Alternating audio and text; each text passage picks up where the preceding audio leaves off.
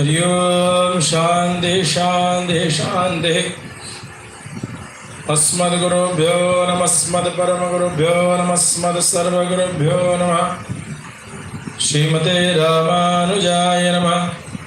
श्रीपराङ्कुशदासाय नमः। श्रीमदयामुनिमुनये नमः।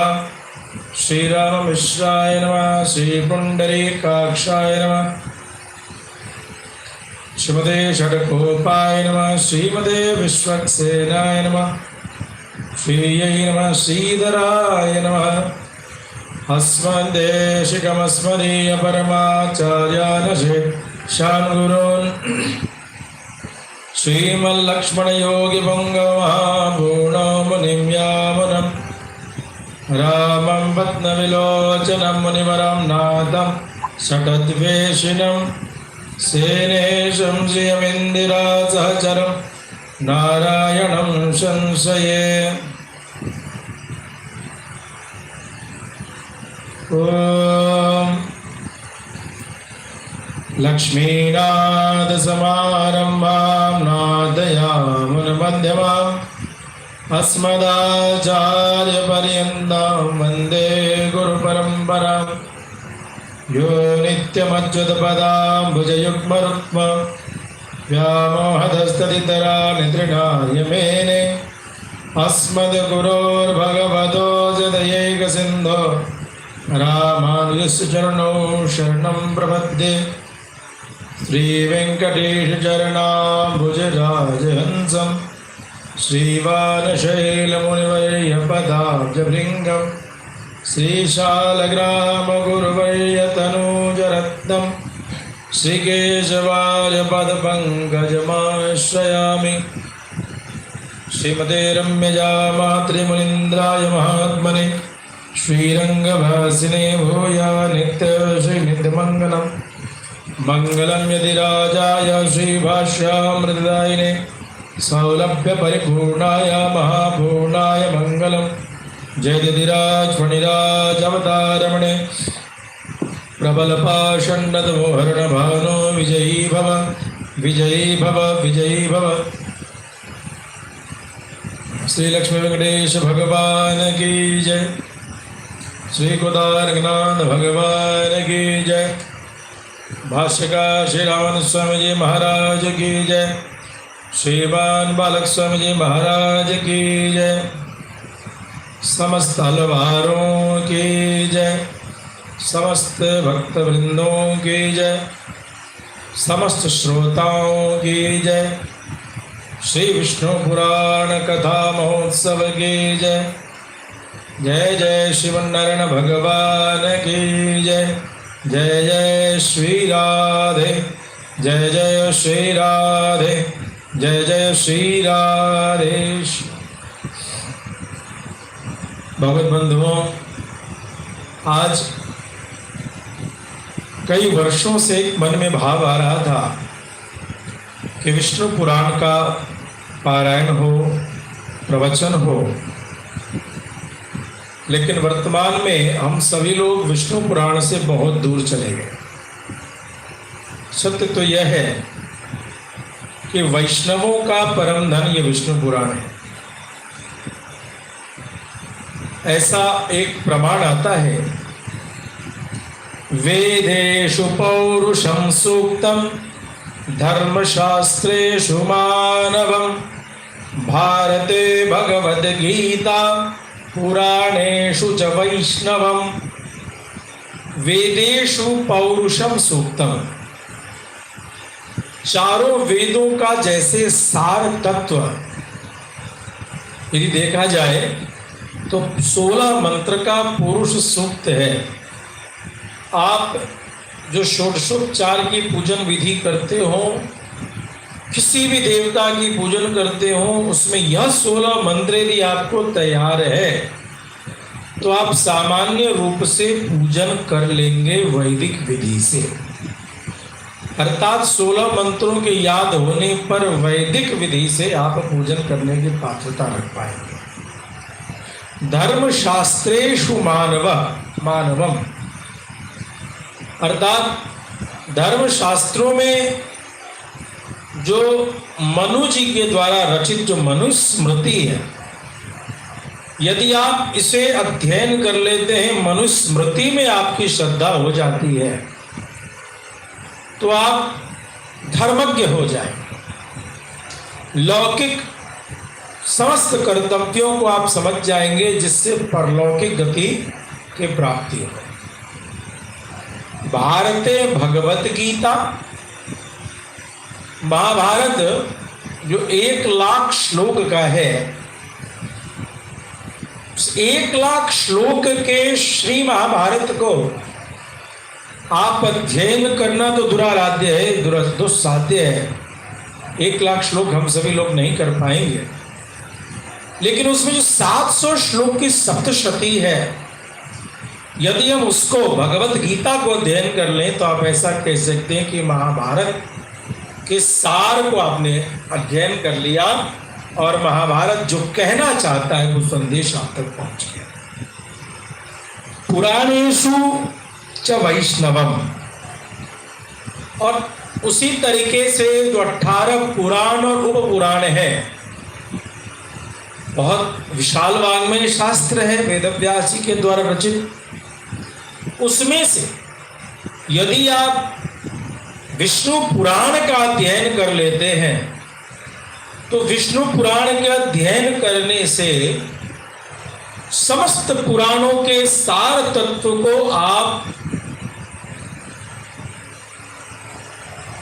स्वीकार कर लेंगे, प्राप्त कर लेंगे। भगवत बंधुओं, यामुनाचार्य स्वामी जी ने जिन 3 संकल्पों की चर्चा की थी,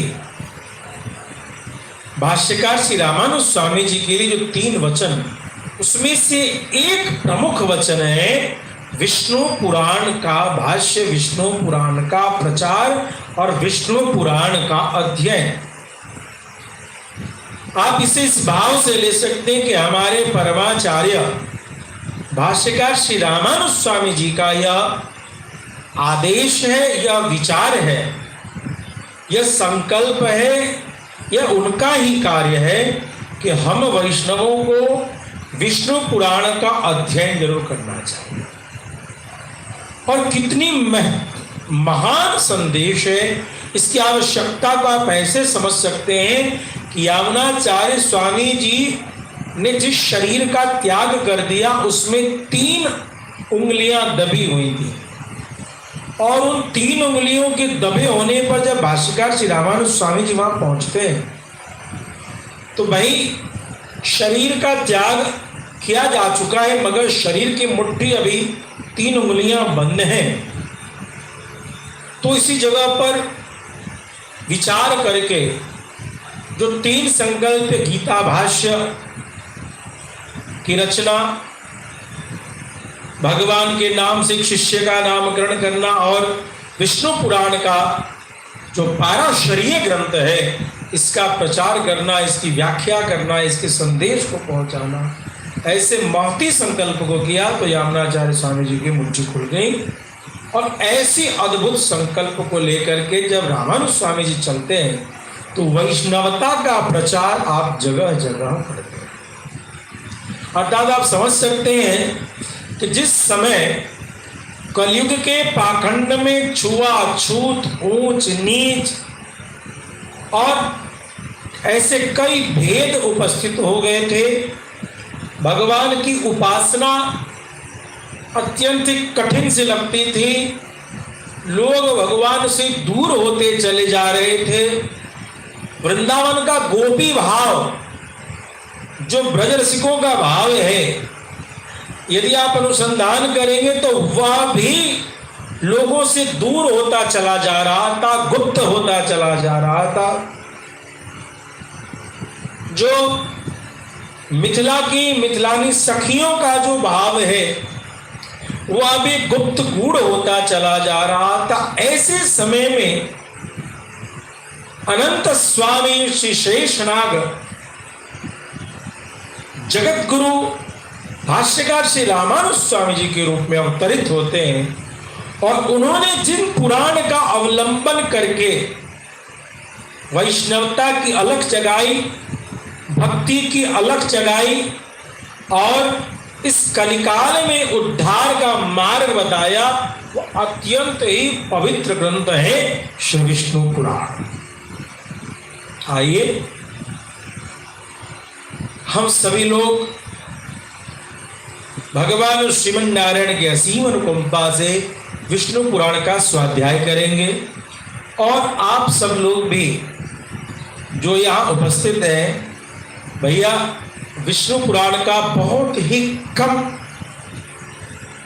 प्रवचन हो पाता है, क्योंकि आप सभी लोग यजमान बनते हैं और आप सब लोग विष्णु पुराण के से अनभिज्ञ होने के कारण विष्णु पुराण के यजमान नहीं बन पाते। इस कारण से ऐसी स्थिति है, क्योंकि किसी व्यक्ति में यजमान की जरूरत है। तो आज हमने हनुमान जी महाराज को यजमान बना करके विष्णु पुराण का पारायण और विष्णु पुराण का प्रवचन प्रारंभ किया है। आप सब लोग इसमें जुड़े और जिनकी यदि श्रद्धा बने तो आप सेवा करके इस दास के इस महती संकल्प को पूर्ण करने में अपनी महती भूमिका निभा सकते हैं। आइए हम सभी आज प्रवचन में प्रारंभ करें।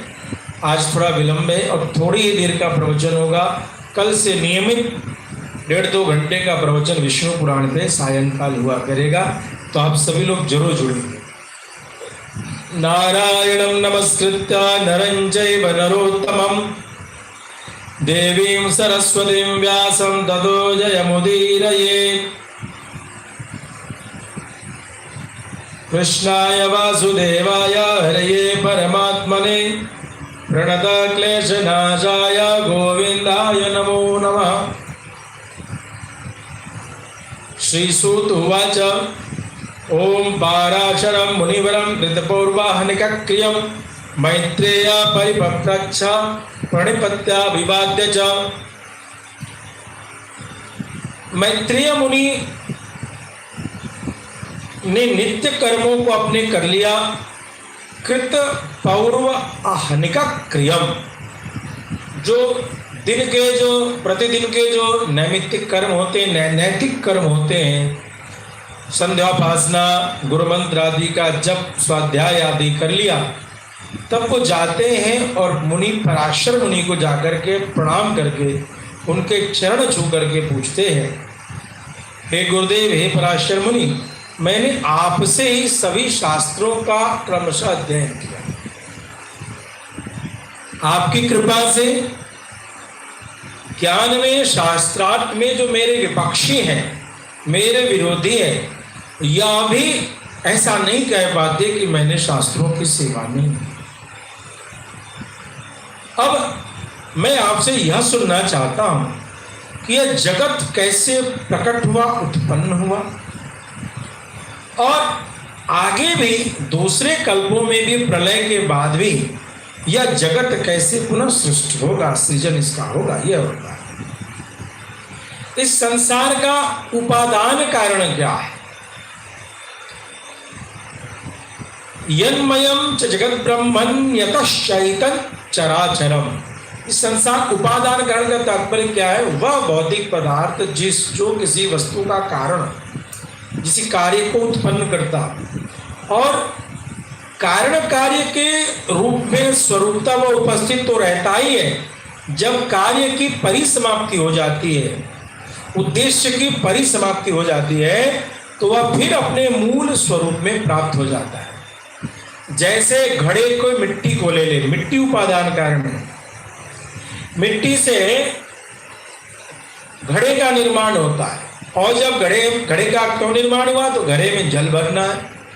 जब घड़ा जल भरने की कार्य को मुक्त हो जाता है उससे, अर्थात घड़ा फूट जाता है, तो फिर घड़ा क्या होता है?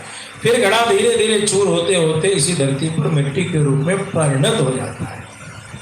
तो ठीक इसी प्रकार से जगत का उपादान कारण क्या है, इस जगत का निर्माण कहाँ से होता है, और यह जगत पहले किसमें था, फिर किसमें लीन हो जाएगा, इन सब बातों को आप हमसे कहें।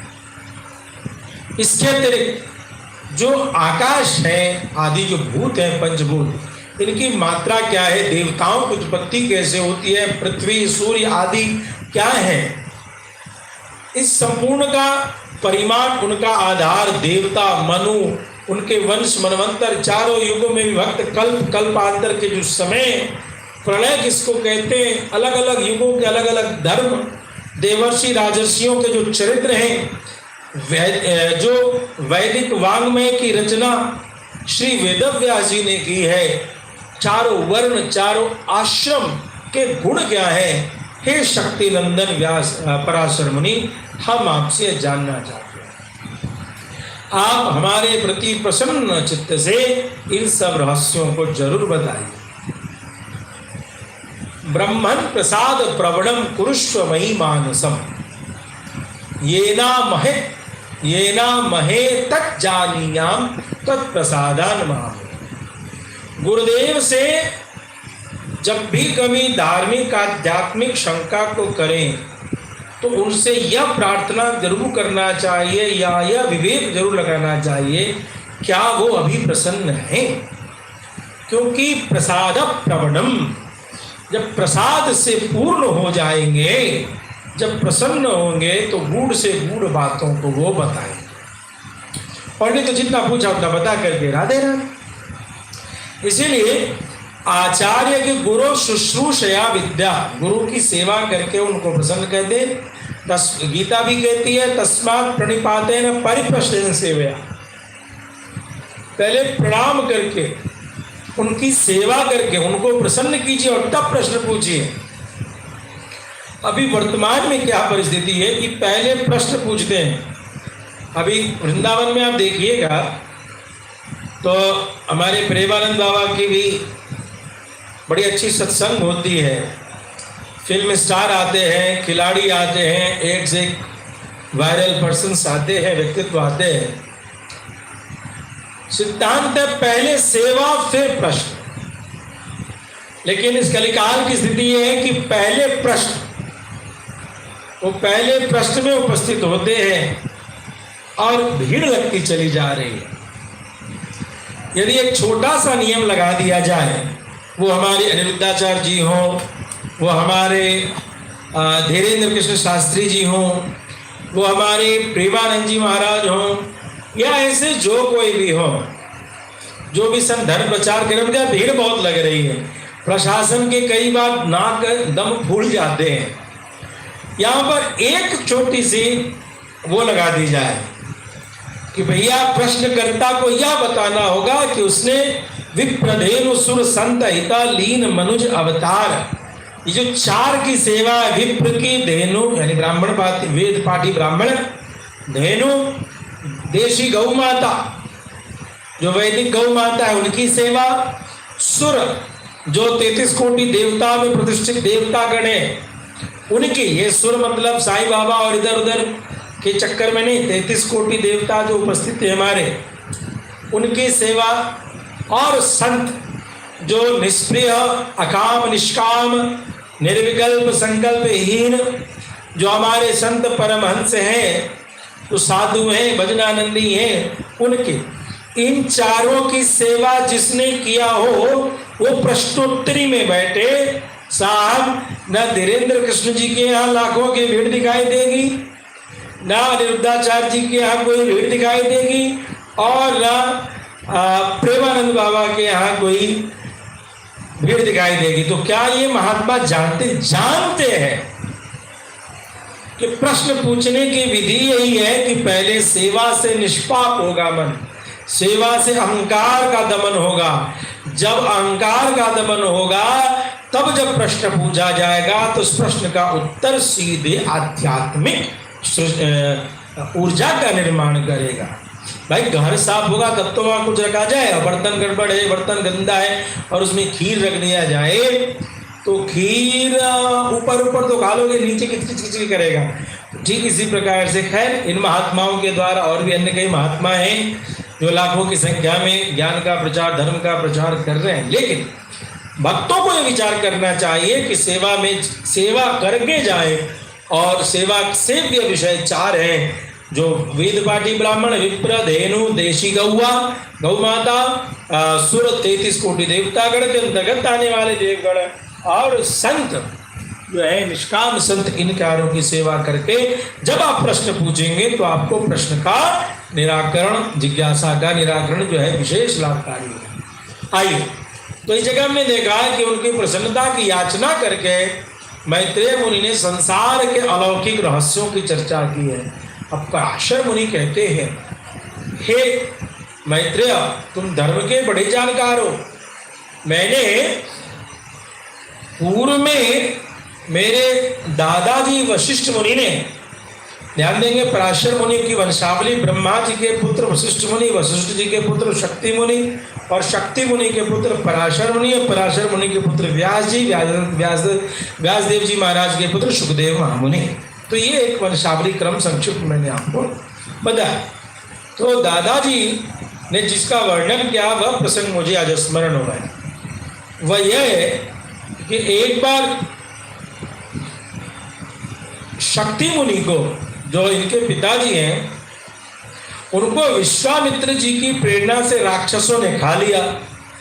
उस समय पराशर मुनि को बड़ा क्रोध आया और उन्होंने एक यज्ञ किया जिस यज्ञ में सभी राक्षसों का नाश हो जाए। सैकड़ों राक्षस आकर्षित होकर के यज्ञ में गिरने लगे और मरने लगे, भस्मीभूत होने लगे। इस प्रकार जब उन राक्षसों का सर्वथा नाश होना प्रारंभ हो गया तो दादाजी वशिष्ठ मुनि ने मुझसे कहा कि पुत्र, हे वत्स, हे पौत्र, ये ज्यादा क्रोध करना ठीक नहीं है। इस क्रोध को तुम शांत करो। राक्षसों का तो कोई अपराधी नहीं है, वो तो विश्वामित्र मुनि की प्रेरणा से उन्होंने ऐसा किया है। तुम ये राक्षसों के कुल का नाश क्यों करने लग रहे हो? यह अच्छा नहीं है। मूढ़ा नामेव भवति क्रोधो ज्ञानवताम बुधा हन्यते तात कह केन यदा स्वकृत भुक्पुमान। और यहाँ पर वशिष्ठ मुनि ने एक कह रहे हैं कि वशिष्ठ मुनि यहाँ पर एक चर्चा कर रहे हैं कि हे पराशर, चर्चा यहाँ ऐसी है कि जो मूर्ख होते हैं उन्हीं को क्रोध आता है, क्रोध ज्ञानियों को नहीं आता। माइक लग रहा हो तो अच्छा, एक सेकंड।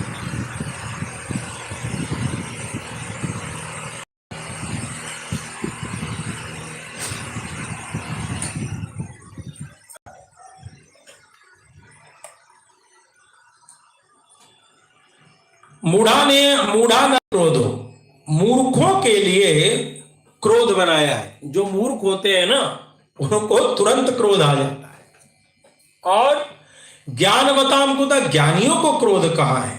हन्यते ताता कह के न, भला कौन किसको मारता है? स्वकृत भुक् पुमान, या कोई भी व्यक्ति जो है अपने किए हुए का फल स्वयं पा जाता है।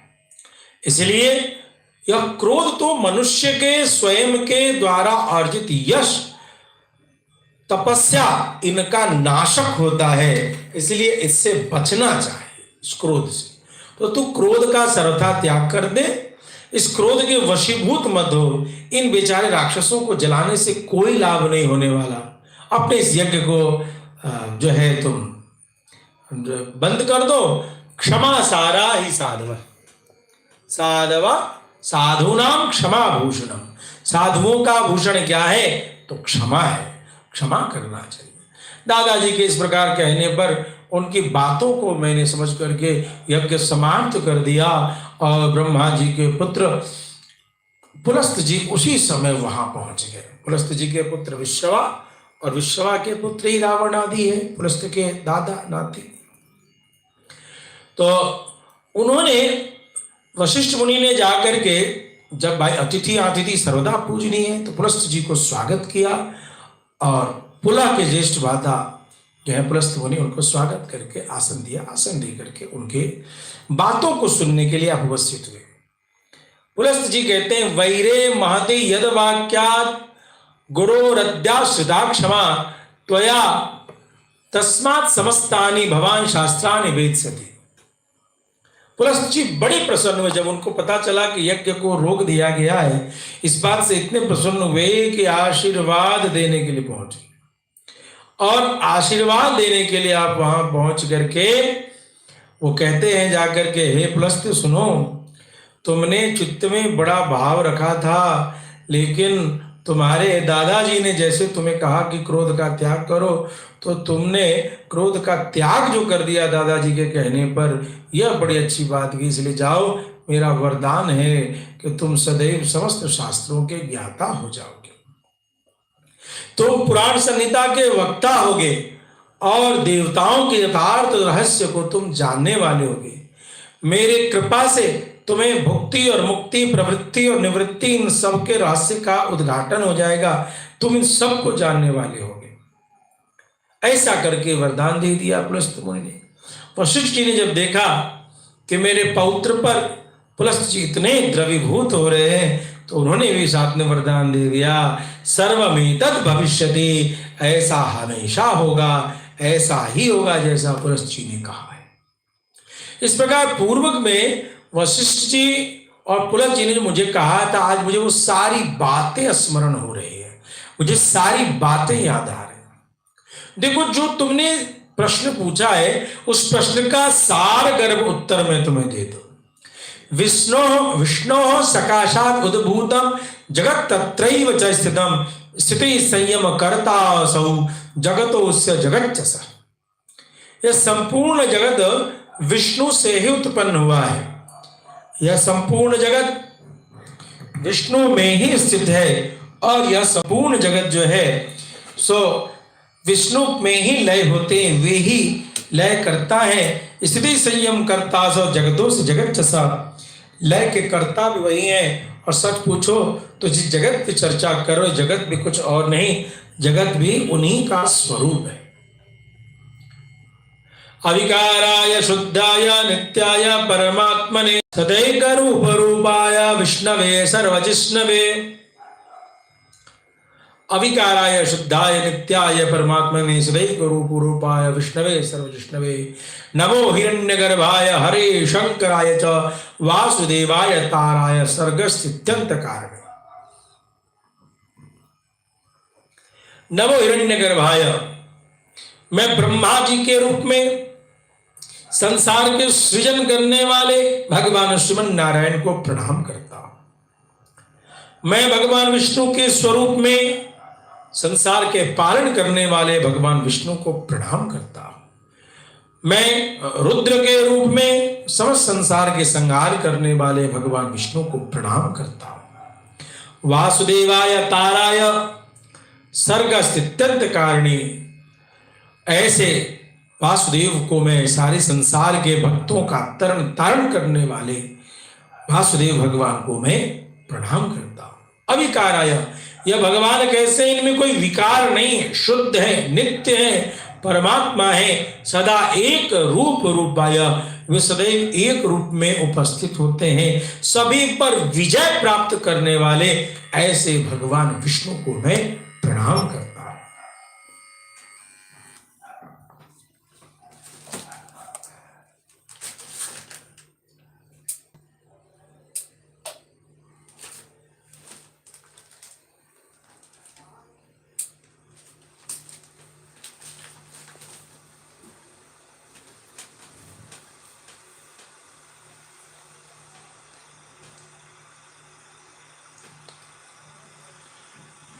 एकानिक स्वरूपा, ऐसे भगवान जो उत्पत्ति स्थिति और संहार के कारक तत्व हैं, सूक्ष्म से भी सूक्ष्म हैं भगवान, ऐसे भगवान को मैं बारंबार प्रणाम करता हूं। जो ज्ञान स्वरूप हैं, ऐसे भगवान को मैं प्रणाम करता हूं। कहते हैं पराशर मुनि कि दक्ष आदि मुनि श्रेष्ठों के पूछने पर पितामह भगवान ब्रह्मा जी ने दक्ष जी को जो प्रवचन दिया था, आज वही प्रवचन मैं तुमसे देता हूं। वह प्रसंग दक्ष आदि मुनियों ने तैश्चोक्तम पुरुकुत्सा बुभुजे नर्मदा तटे, नर्मदा तट पर राजा दक्ष ने पहले ब्रह्मा जी से सुना, और नर्मदा तट पर राजा दक्ष ने इस प्रसंग को जाकर के राजा पुरुकुत्स को सुनाया। राजा पुरुकुत्स ने सारस्वत से और सारस्वत ने मुझसे कहा था। वह भगवान जो पर से भी परे है, वर्ण नाम रूप विशेषण, जिनका न कोई रूप है, न कोई वर्ण है, न कोई नाम है और न विशेषण है, जो इन सब से परे हैं, जो जन्म वृद्धि परिणाम क्षय और नाश इन समस्त विकारों से परे हैं, ऐसे भगवान अद्भुत हैं। उनके बारे में कहते अपक्षय विनाशाभ्याम परिणामार्धि जन्म भी वर्जिता शक्यते वक्तुम यह सदास्तीति केवलम।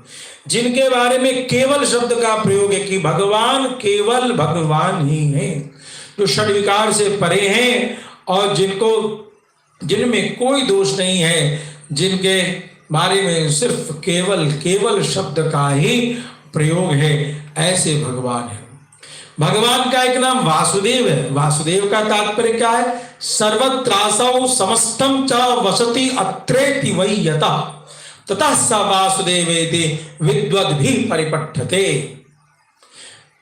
सर्वत्रसौ, जो सभी जगह हैं और उनमें सारा विश्व बसा हुआ है, इसलिए ही विद्वानगण इन्हें वासुदेव भी कहते हैं।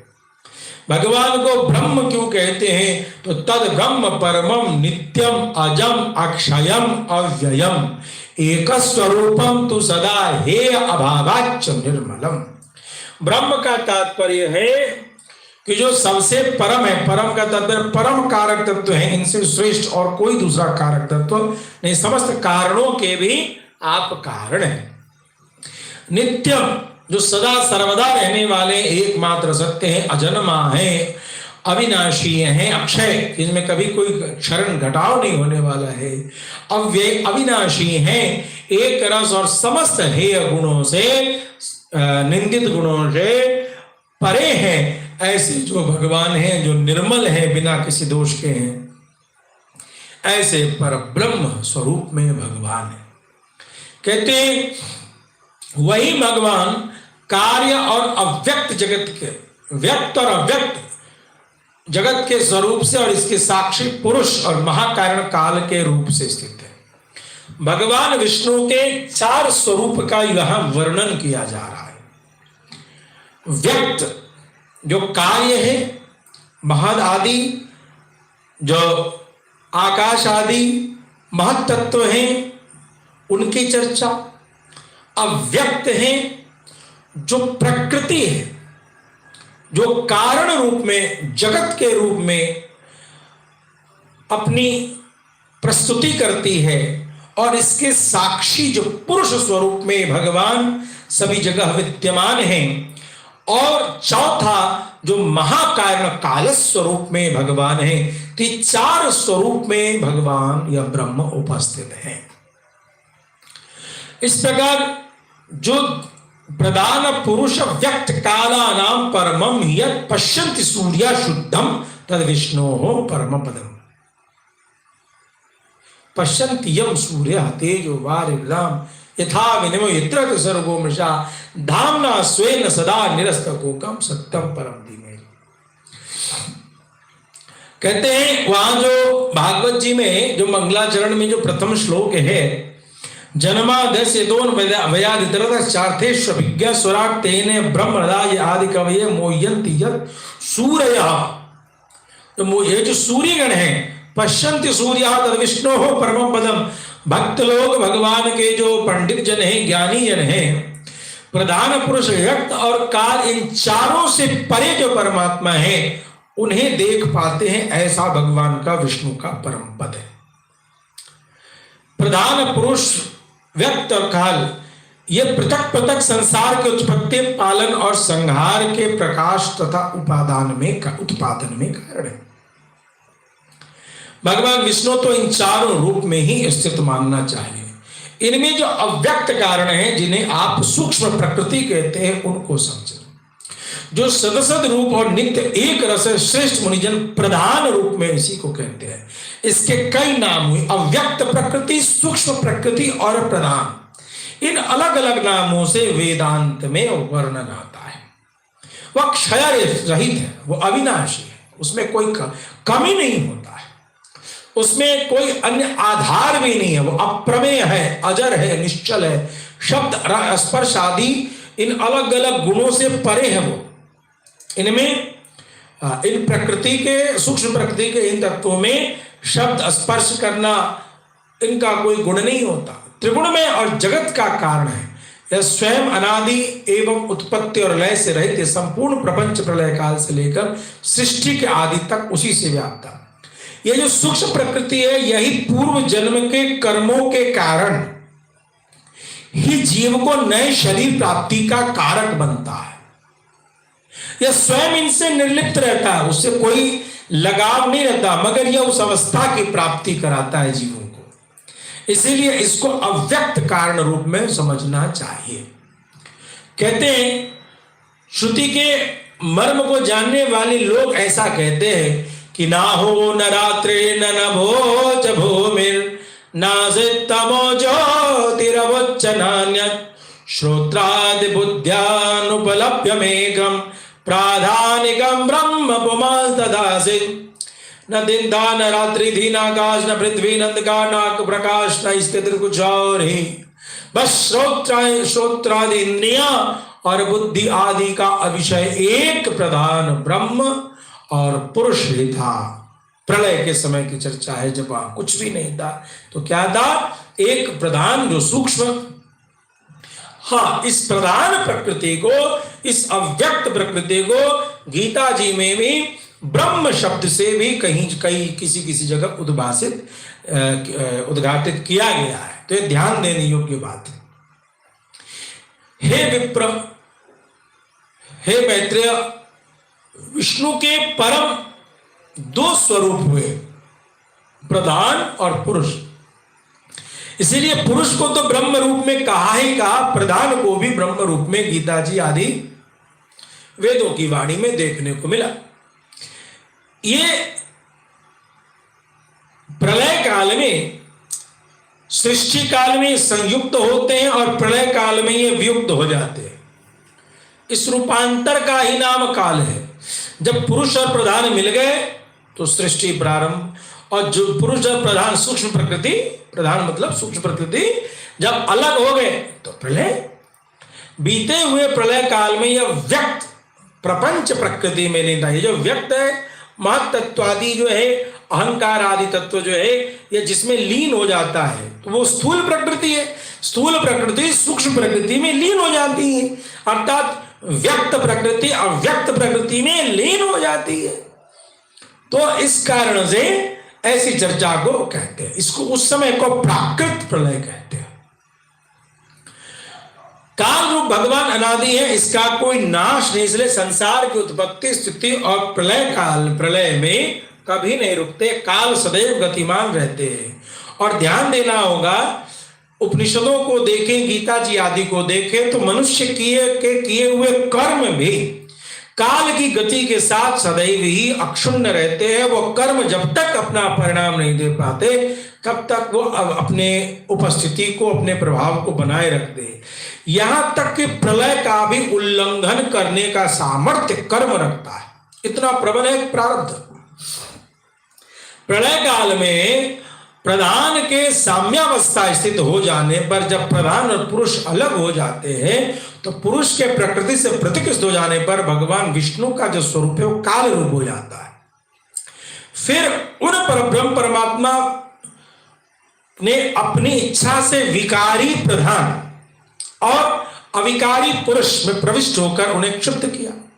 अब जब सृष्टि को करना, प्रलय के समय में दोनों अलग हो गए। जब परमात्मा भगवान श्रीमन नारायण ने देखा कि अब सृष्टि करना है, तो उन्होंने विकारी प्रधान, जो क्या है, अव्यक्त है, सूक्ष्म प्रकृति है, वह चूंकि पूर्व जन्मार्जित जो कर्म गुण संस्कार है उसको लेकर के यही जो है जो एक माध्यम के रूप में परिणत होता है, या कहें तो प्रवाह को निर्धारण करता है। तो यह जो विकारी प्रधान है और अविकारी पुरुष है, इन दोनों में क्षोभ का निर्माण भगवान करते हैं। जिस प्रकार यथा सन्निधि मात्र गंधक क्षोभाए जायते मनसो नोप कर्तृत्व तथासो परमेश्वर। जिस प्रकार ऐसा समझें कि गंध जो है अपनी सन्निधि मात्र से सुगंधित कर देता है, उसको छूने की जरूरत नहीं। ठीक इसी प्रकार से भगवान भी अपनी सन्निधि मात्र से ही प्रधान और पुरुष को प्रेरित कर देते हैं। इस पुरुष को आप जीवात्मा के रूप में समझ सकते हैं। वह पुरुषोत्तम ही इनको क्षोभित करने वाले हो जाते हैं और संकोच और विकास, संकोच मतलब प्रलय और विकास मतलब सृष्टि के रूप में वो अलग अलग कार्यों को करते रहते हैं और इस प्रकार से संसार का निर्माण करते हैं। सर्ग काल के प्रारब्ध होने पर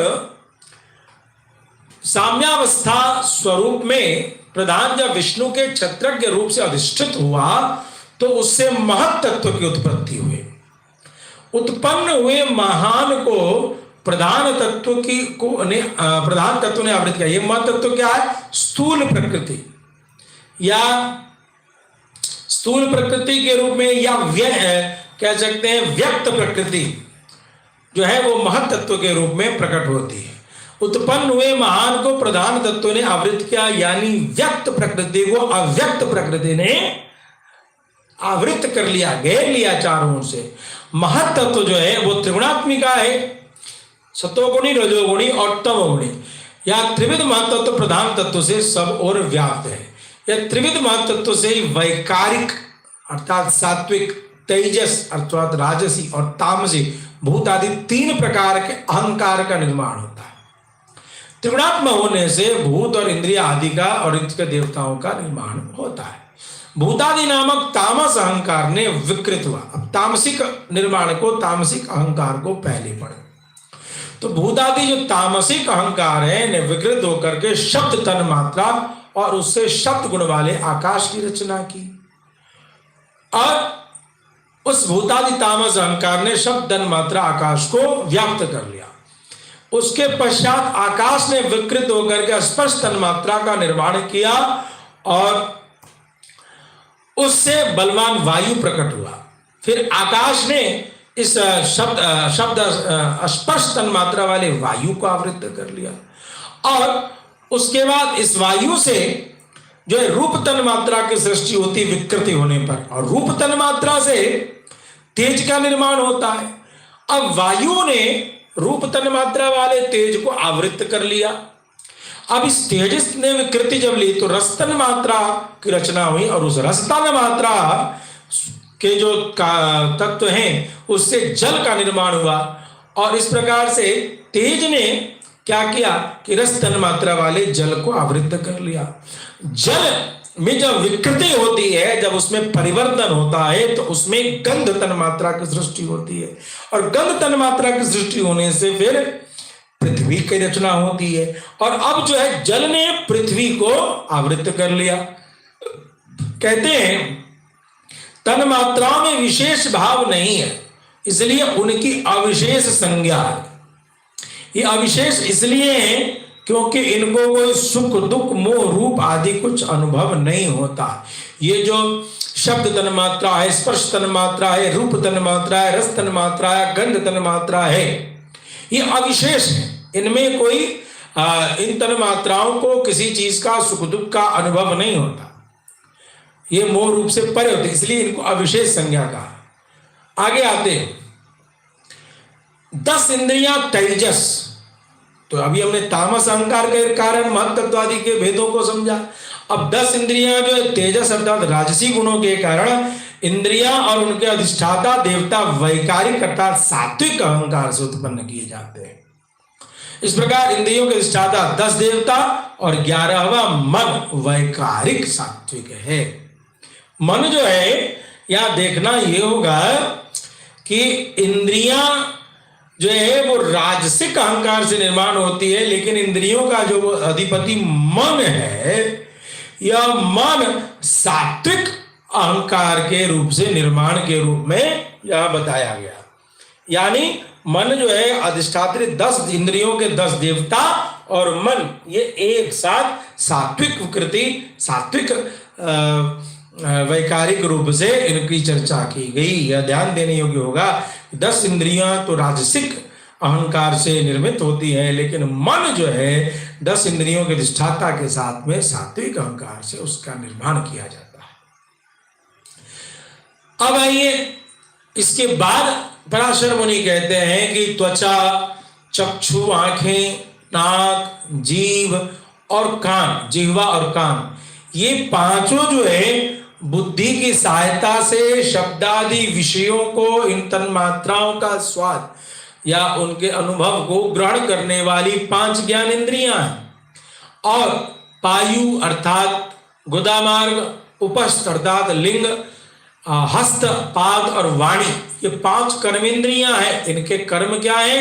तो गुदा और लिंग का है मलमूत्र का त्याग, हाथ का है शिल्पकारी कलाकारी, पाद की है गति और वाक की है वाणी। तो इन 5 कर्मेंद्रियों के 5 कर्म हुए। आकाश, वायु, तेज, जल और पृथ्वी, ये 5 भूत उत्तरोत्तर शब्द स्पर्श आदि 5 गुणों से युक्त है। ये पांचों भूत जो है शांत और गूढ़ हैं, तन्मात्राएं अविशेष हैं, और ये 5 जो भूत हैं ये विशेष कहलाते हैं, क्योंकि इनमें सुख, दुख और मोह आदि की अनुभूति होने के कारक तत्व उपस्थित होते हैं। ये 5 भूत नाना वीर्या पृथक भूतास्ततस्ते संहतिम विना ना शक्नुवन् प्रजा सष्टुम असमागम्य कृष्णसा। ये 5 में अलग अलग शक्तियां हैं, मगर 5 अलग अलग कुछ नहीं कर सकते। इनको एक होने पर ही इनकी शक्तियां बाहर प्रकटित होती हैं, सामने आती हैं। यह अद्भुत चीज है, ये समझने वाली बात है कि 5 जो है सब में नाना वीर्या पृथक भूता, सब में अपना अपना सामर्थ्य, मगर अलग अलग ये कुछ नहीं कर सकते। इसलिए एक दूसरे का आश्रय रहने पर ही सभी विकारों ने पुरुष से अधिष्ठित होने के कारण परस्पर मिलना सर्वदा एक होकर के प्रधान तत्व के अनुग्रह से अंड की उत्पत्ति की, एक अंड का निर्माण होता है। जब ब्रह्म ही अंड के रूप में हो गया तो उसको ब्रह्मांड कहा। इस अंड में ही सारे जितने पर्वत हैं और नदियां हैं, ग्रह हैं, ये सभी देवता, असुर, मनुष्य आदि सभी इस अंड में उपस्थित हैं। ये मात्रा क्या है? तो कहते हैं पूर्व की अपेक्षा 10-10 गुना अधिक रहता है। जैसे जल से 10 गुना, अग्नि से 10 गुना, वायु से 10 गुना, आकाश से 10 गुना, भूत तामस अहंकार से आवृत है तथा उससे भूत आदि महतत्व से घिरा हुआ, और इन सब के वह महतत्व भी अव्यक्त प्रधान से आवृत है। यह जो अभी हमने यहां पढ़ा आवृत्ति को, जो अभी पीछे हम लोगों ने पढ़ा कैसे महतत्व से जो है पृथ्वी गंतन मात्रा तक की चर्चा को हम लोगों ने पढ़ा, ठीक उसी क्रम को उल्टा कर दें तो 10 गुना वो सभी की आवृत्ति एक दूसरे के ऊपर ढका हुआ है। तो ऐसे सब तावरण एक दूसरे से ढके हुए हैं जो 10 गुना एक दूसरे से बड़े हैं, ऐसा करके प्रमाण आता है। जैसे नारियल के बीज को छिलकों के अंतर्गत सुरक्षित किया जाता है, वैसी भाव यहां उपस्थित है। उसी में स्वयं विश्वेश्वर भगवान विष्णु ब्रह्मा होकर के रजोगुण का आश्रय लेकर के संसार की रचना करने में प्रवृत्त हो जाते हैं, और सत्वगुण विशेष सतोगुण को आश्रय लेकर के भगवान विष्णु के रूप में होकर के संसार का पालन करते हैं, और तमस का आधार लेकर के भगवान रुद्र रूप में संसार का प्रलय काल में संहार करते हैं। एक अलग अलग प्रकार से भगवान ही इन सभी कार्यों को करते हैं। बहुत सुंदर प्रमाण आया है, सृष्टि स्थित्यंत करणीम ब्रह्म विष्णु शिवात्मकाम ससंज्ञाम याति भगवान एक एव जनार्दन। एक ही जनार्दन भगवान है जो ब्रह्मा के रूप में संसार की सृष्टि करते हैं, विष्णु के रूप में भगवान संसार का पालन करते हैं, और रुद्र के रूप में भगवान इस संसार का संहार करते हैं। संज्ञान यादि भगवान, ये अलग अलग भगवान के नाम है, एक एव जनार्दना, लेकिन सच तो यह है कि गूढ़ रूप से एकमात्र भगवान ही सब कुछ है, इसमें कोई भेद नहीं। यह जितनी भी अलग अलग पृथ्वी है, जल है, तेज है, वायु है, आकाश है, समस्त इंद्रियां हैं, अंतःकरण है, जितना जगत है, पुरुष रूप है, अव्यक्त व्यक्त जितनी प्रकृतियां हैं, पुरुष है, काल है, ये सब अव्यय विष्णु ही, अव्ययी भगवान विष्णु के ही स्वरूप है। सब भूतों के अंतरात्मा भगवान है, इसलिए ब्रह्मादि प्राणियों में स्थित सर्गादि भी उन्हीं के उपकारक हैं। भगवान के बारे में कहते हैं, पराशर मुनि गाते हुए कहते हैं, सएव सृजा सज सर्ग कर्ता सएव पात्यत्ति च पाल्यते च ब्रह्माद्यवस्था विरशेष मूर्तिर् विष्णुर्वरिष्ठो वरदो वरेण्यः। वे सर्वस्वरूप श्रेष्ठ वरदायक एवं वरेण्य अर्थात जिनका वर्ण किया जा सके, जिनका प्रार्थना किया जा सके, ऐसे भगवान विष्णु ही ब्रह्मादि अवस्थाओं द्वारा रचने वाले हैं। वे ही रचे जाते हैं, वे ही पालते हैं, वे ही पालित होते हैं, वे ही पालते हैं। सएव पात्यत्ति च पाल्यते च, सएव सृज्या सच सर्ग करता, रचे भी जाते हैं और रचने, सएव सृज्या सच सर्ग करता, अलग अलग रूपों में रचना भी उन्हीं की हो रही है और सर्ग करता रचने वाले भी वही हैं। सएव पात्यत्ति च पाल्यते च, वे ही पालते हैं और वे ही पालित भी होते हैं, वे ही संहार करते हैं। ब्रह्माद्य अवस्था अशेष मूर्तिर विष्णु वरिष्ठो वरदो वरेण्य, ऐसे भगवान को बार बार प्रणाम करना चाहिए। कल पुनः हम सभी लोग 7 बजे शाम को उपस्थित होंगे और कल के प्रवचन में हम सभी लोग सुनेंगे यहां से आगे कि जो संत ब्रह्मा जी की आयु क्या है, काल का स्वरूप क्या है, वराह भगवान किस प्रकार से प्रकट होकर के धरती माता का उद्धार करते हैं और बाकी अविद्या आदि तामसिक सृष्टि जो है उन सब का वर्णन कल के प्रसंग में हम सभी सुनेंगे। आप सभी से निवेदन कि अदास पुराणेषु वैष्णवम, समस्त पुराणों के सार तत्व को विष्णु पुराण अपने भीतर समाहित किए हुए हैं और इस संदेश को जन जन तक पहुंचाने में आप हमारा सहयोग करें। आप सभी हमारे ऑनलाइन जो सुन रहे हैं, इस नवरात्र में इस संकल्प को लेकर के दास बैठा है, बहुत दिनों से सोच रहा था, कई आयोजकों को चर्चा किया हमने कि विष्णु पुराण का आयोजन किया जाए, मगर ऐसा संयोग नहीं बन पा रहा था क्योंकि अपनी अपनी श्रद्धा होती है। लेकिन हम सभी लोग को यह सोचना पड़ेगा कि समस्त वाङ्मय की रक्षा करनी होगी, अनुसंधान संस्कृत जगत के जितने पुराण हैं इन सभी की रक्षा करने के लिए हम सभी को आगे बढ़ना पड़ेगा और उसमें विष्णु पुराण तो पुराण रत्न है। इस पुराण रत्न की रक्षा के लिए आप सभी जरूर सहयोग करें और सबसे पहला सहयोग है कि आप इस वीडियो को जन जन तक पहुंचाने के लिए इस वीडियो लिंक को जरूर शेयर करें अपने फेसबुक, इंस्टाग्राम, व्हाट्सएप, ट्विटर, जहां कहीं भी आप शेयर कर सकते हैं। वृंदावन से अदास वेंकटेश रामानुजदास भाष्यकार श्री रामानुज स्वामी जी की प्रेरणा से विष्णु पुराण के प्रचार के लिए यहाँ उपस्थित हुआ है। आप सब इसमें सहभागी बने और पुण्य अर्जित करें। धन्यवाद। जय श्रीमन नारायण।